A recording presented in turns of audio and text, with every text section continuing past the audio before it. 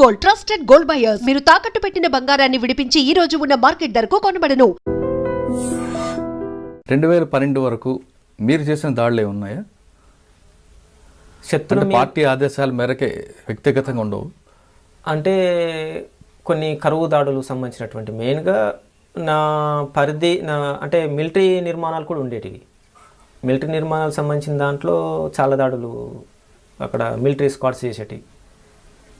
రవి అని కుడుముల వెంకటరమణ గొప్ప లీడరు, దాదాపు నా ఏజే ఉంటుంది. మంచి ప్రజల లోకల్ వాల్మీకి ప్రజల అభిమానం చూరగొన్న లీడర్, మంచి యాక్టివ్ పర్సన్. తను చాలా వాటికి నాయకత్వం వహించిండు.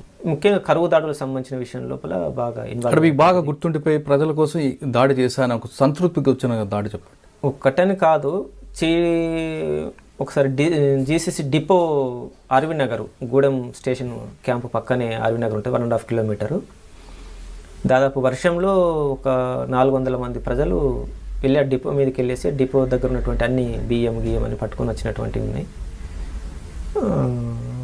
ఇది చాలా అట్లాంటి చీడుగొంది లోపల ఒక భూస్వామి తనకు సంబంధించినటువంటివి ఆక్యుపై చేసుకున్నటువంటి ఘటనలు ఉన్నాయి.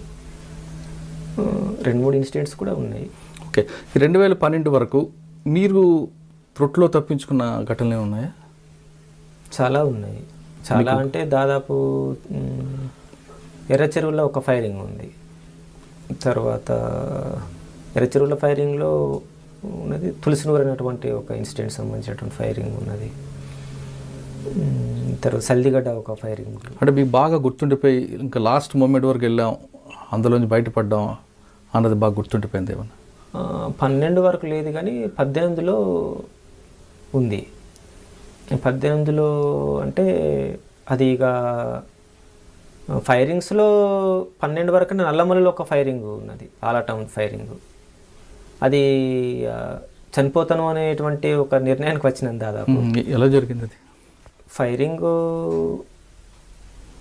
దాడి చేయాలనే ఉద్దేశంతో వెళ్ళినటువంటిది. అక్కడ అసాల్ట్ టీంలో 5 మంది ఉంటే 4 చనిపోయారు. దాంట్లో మా కమాండరు లింగన్న అని మంచి పేరు, ఇక్కడ చెయ్యి ఉండదు తనకు. తను కమాండర్ గార్డుగా ఉండేది. తనకు తగిలింది ఫస్ట్, ఒక 2 తూటలు తగిలినాయి. తనను పట్టుకొని రిట్రీట్ అవుతున్న క్రమం లోపల నా కళ్ళ ముందే తను పడిపోయింది.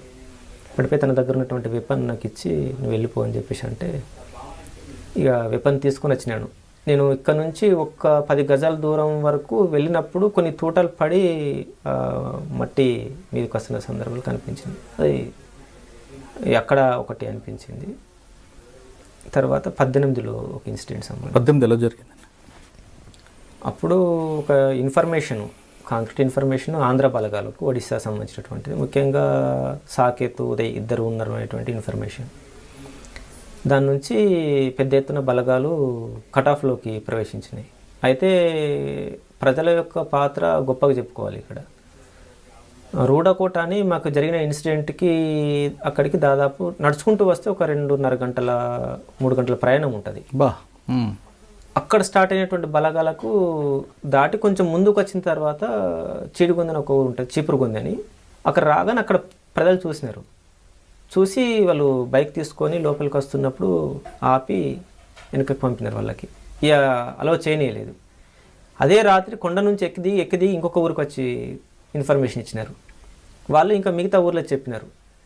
దాదాపు రాత్రి 12 గంటలు స్టార్ట్ అయినటువంటి ఇన్ఫర్మేషన్ ఇచ్చే క్రమము తెల్లవారు 6 గంటల వరకు ప్రయత్నాలు చేస్తూ ఉన్నారు. బైక్ల మీద వస్తే బైక్లు ఆపేస్తే ట్రాక్టర్ తీసుకుని వస్తున్నారు. ట్రాక్టర్ ఆపేస్తే ట్రాక్టర్ ట్రాలీ పట్టుకొని ఇసుక తీసుకోమనే పేరుతోని చివరికి వాళ్ళు ఏంటంటే చెప్పలేకపోయారు. ఇక వాళ్ళు పరిసర ప్రాంతాలకు వచ్చేసరికి ఏంటంటే దాదాపు ఆ ప్లేస్కి వచ్చేసి ఫైరింగ్ స్టార్ట్ అయింది. స్టార్ట్ అయినప్పుడు అక్కడ సెంట్రీ వాళ్ళే ఫస్ట్ ఫైర్ చేశారు. ఫైర్ చేసినప్పుడు కిందికి కొంచెం టీ చేస్తున్నారు, కాషన్స్ ఇవ్వడము, దాదాపు ఫైరింగ్స్ ఎక్కువ కొనసాగినాయి. లీడర్షిప్ ఉన్నారు. ఫస్ట్ జరిగిన ఫైరింగ్లో ఎవరికేం కాలే, అందరం రిట్రీట్ వెళ్ళిపోయినాం.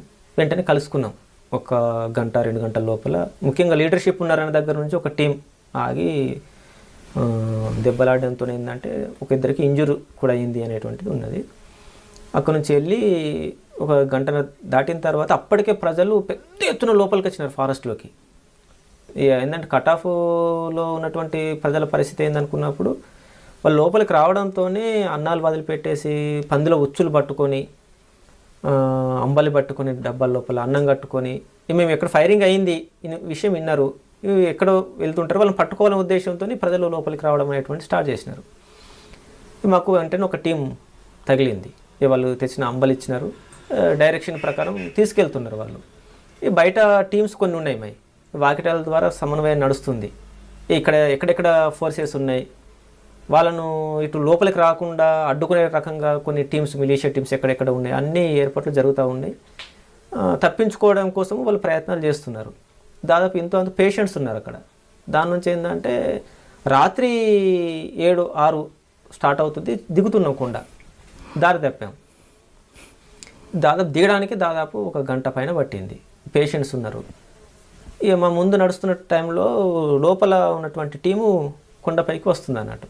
దాదాపు తారసపడ్డం దగ్గరే. ముందు ఊరు వాళ్ళ కుక్కలు మురిగినాయి. మురిగిన తర్వాత ఊరు అన్నలు డౌట్ పడ్డారు, అన్న ఏదో కుక్కలు అరుస్తున్నాయి అని చెప్పేసి అని. ముందు టీం మాదే నడుస్తుంది. ఎవరు అంటే కొంచెం డౌట్ వస్తుందన్నా అని అన్నారు. అందరిని వెనుకకు పొమ్మన్నాం, వెనుకకు పోయి అది క్లియర్ చేయాలి. వాళ్ళు ఏంటంటే లేదన్న షూర్ పోలీసులే మాకు అనిపిస్తుంది అంటారు. కానీ చీకటి అయింది, చూడలేము. ఒక లైట్ కనిపిస్తుంది, అది ఏం లైట్ అనేది మాకు అర్థం కాలే. దాదాపు 9-10 గంటలకు స్టార్ట్ అయినటువంటి డౌటు రాత్రి 1 గంట వరకు దాన్ని క్లియర్ చేసే పని పెట్టుకున్నాం. మాకు ఇన్ఫర్మేషన్ ఉంది, మీరు అదొక్కటి దాటి రండి, లేకపోతే వేరే రూట్లో రండి, మీకు ఏం ప్రాబ్లం లేదు, ఎక్కడ బలగాలు లేవు అని చెప్పేసి వాళ్ళు అన్నం వండి ట్రాక్టర్స్ గీటర్స్ అన్ని పెట్టినారు. కానీ మాకేందంటే మళ్ళీ కొండెక్కాలంటే 3 గంటలు పడుతుంది, గంట దీనకుండా. పేషెంట్స్ పోగలుగుతామా, ఇది కొంత క్లియర్ చేసుకుందాం అన్న దగ్గర నుంచి ఒక 4 పోయాం. అంటే వాళ్ళు అక్కడ ఆగిపోయారు. పోలీసులు ఏంటంటే వాళ్ళు క్లియర్ అయింది. వాళ్ళకి డౌటు, ముందు కుక్కలు అరిచినాయి, ప్రజల పార్టీనా అది అక్కడ వాళ్ళు ఆంబుష్ కూర్చున్నారు వాళ్ళు.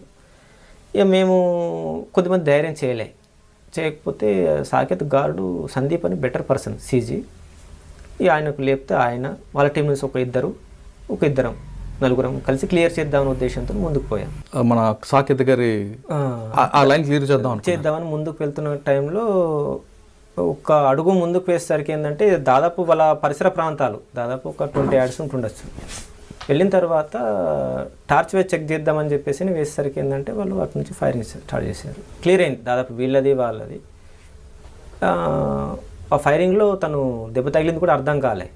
పరిగెత్తుకొని రావడంతో అక్కడే పడుకున్నాను. ఇక ప్రొమోషన్ తీసుకున్నాను. దాదాపు కొన్ని 100 తోటాలు పరిసర సమీపం నుంచి అతి సమీపం నుంచి పోయినాయి. అప్పుడు తగులుతానేటువంటిది నాకు నమ్మకం లేకుండే. ఒక్క మ్యాగజైన్స్ వల్ల అయిపోయిన తర్వాత వెనక తిరిగి నేను రిటైర్ అయిన తర్వాత అప్పుడు లీడర్షిప్ నుంచి మళ్ళీ వాకిటాకి సంభాషణ, నీకేమైనా ఏంటంటే ఏం కాలేదంటే వెంటనే కలుసుకున్నాం, పెద్ద సమస్య కాలేదు. అంటే క్లియర్ చేశారు అప్పుడు? ఇక అది క్లియర్ అంటే అదే ఫైరింగ్ అయింది, క్లియర్ అయిపోయింది. వాళ్ళు రిట్రీట్ అయిపోయారా? రిట్రీట్ కాలేదు, తెల్లవారి డామినేషన్. ఎందుకంటే చిన్న భూభాగము, దాదాపు 3 days అవి ఫస్ట్ టైము హెలికాప్టర్స్ ద్వారా బలగాలం లోపలికి దించడం అనేటువంటి ఒక 3 days చాలా తీవ్రమైనటువంటి ఇబ్బంది. 3 days తర్వాత ప్రజల మద్దతుతో బయటకు వచ్చాం. ఎందుకంటే ఇక్కడ చెప్పుకోవాల్సింది ప్రజల మద్దతు. కట్ ఆఫ్లో ఎందుకు అంత మద్దతు ఇస్తున్నారు అనేటువంటిది అంటే దాదాపు 2010 వరకు, ముఖ్యంగా 9 వరకు గవర్నమెంట్ అంటే నాకు తెలిసి అక్కడ ఎన్నికలు, రెవెన్యూ, ఇవి 2 తప్ప నాకు గవర్నమెంట్ అంటే ప్రజలకు తెలియదు. నేను వచ్చిన 10 సంవత్సరాల కాలంలో ఊరు రూపురేఖలన్నీ మారిపోయాయి. ఎందుకంటే అక్కడ నుంచి బాకూరు వెంకటరమణ ఫస్ట్ సర్వే చేసేస్తాను, తర్వాత లీడర్షిప్ నుంచి ఉదయ్ వాళ్ళు వెళ్ళి దాన్ని కొంత సర్వే ప్రాంతం చేసి తీర్చిదిద్దినటువంటి పరిస్థితి ఉన్నది. నేను బాధ్యతలు తీసుకున్నటువంటిది 17 తర్వాత. కానీ అంతవరకు చేసినటువంటి పార్టీ కృషి చాలా గొప్పది. దాదాపు ప్రతి గ్రామంలో భూ సంస్కరణ అమలైనవి. ఒక 2-3 గ్రామాలు అట్లా ఉంటుండొచ్చు. భూ సంస్కరణలు, భూ పంపిణీ, సంస్కరణలకు పంపిణీకి ఏందనుకున్నప్పుడు తేడా ఆక్రమించుకున్న భూములు పంపిణీ చేసిన సందర్భాలు ఉన్నాయి. ప్రజలలో చర్చ పెట్టేసి చేసినటువంటి సందర్భాలు ఉన్నాయి. తర్వాత శ్రమ సహకారం అనేటువంటిది, తర్వాత విద్య, వైద్యం. నాకు తెలిసి నేను బాధ్యతలు ఉన్న తర్వాత అంతకుముందు ఒక 8 స్కూల్స్ రన్ చేశాము అక్కడ. హాస్పిటల్స్ దాదాపు ఒక 7 హాస్పిటల్స్ రన్ అయినాయి గ్రామాల లోపలని. అది ప్రజలకు బాగా అదైపోయింది. ఫస్ట్ టైం కరోనా సందర్భంగానైతే దాదాపు ఒక 100 క్వింటాల ఉప్పు పంపిణీ సంబంధించినటువంటిది. దాదాపు ఆ టైంలో నాకు తెలిసి కరోనా టైంలో ఒక్క మెడికల్ నర్సు కూడా రాలే లోపలికి. పైగా ప్రచారం ఏంటంటే మావోయిస్టులకు కరోనా వచ్చింది, మీరు వెళ్తే కరోనా అంటుకుంటుందనే పరిస్థితి. కానీ స్వచ్ఛందంగా దాదాపు మేము ఒక 70 మంది యూత్ను జమ చేసి ఒక 7 క్యాంపెయిన్ టీమ్స్ని తయారు చేసి దాదాపు 7 lakhs మెడిసిన్ డిస్ట్రిబ్యూషన్ జరిగినాం అన్నట్టు. అందరికీ విచిత్రం ఏంటంటే 100 క్వింటాల ఉప్పు ఎలా వచ్చింది, ఉప్పు సమస్యనా అంటే సమస్యనే. అక్కడ వాళ్ళ చర్చ పెట్టాం ప్రజల్లో, ఏంటి మేము ఎదుర్కొన్న సమస్యలు ఇప్పుడు కరోనా టైంలో అంటే సోలు సామాన్లు ఉన్నాయి తినగలుగుతాం, ఉప్పు లేదు అదొక సమస్య అని అన్నారు. తర్వాత మెడిసిన్. నాకు తెలిసి కరోనాతో చనిపోయిన పీపుల్ ఒక్కరు లేరు, కానీ ఒక ఊర్లో 7 మంది చనిపోయారు. కోడిగొందని ఒక ఊర్లో చాలామంది చనిపోయారు మామూలు విరేచనాలు మలేరియాతోని. దాన్ని ఆలోచన చేసి మేము తెస్తామన్నారు పీపుల్, మేము సంపాదించుకొని రాగలుగుతాం, పార్టీ ఆర్థిక సాయం చేయగలిగితే మేము చేయగలుగుతామంటే కొద్దిమంది కాంట్రాక్టర్స్, తర్వాత పార్టీ నుంచి కేటాయించుకున్న డబ్బు, సహకారము అంటే తెప్పించడం కూడా సహకారమే. ఆ టైంలో రావడం అనేటువంటి లాంచ్ వాళ్ళు బాగా హెల్ప్ చేశారు. వాళ్ళు డబ్బులు ఇస్తే దాదాపు లోపల నుంచి చిత్రకొండ నుంచి లాంచ్ ద్వారా